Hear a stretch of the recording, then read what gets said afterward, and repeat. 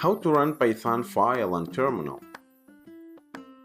To run our Python program file, we first go to terminal and type ls, which means list all the folders in your computer. And then type cd, which means change directory, and put desktop if your Python file is on desktop, and press enter.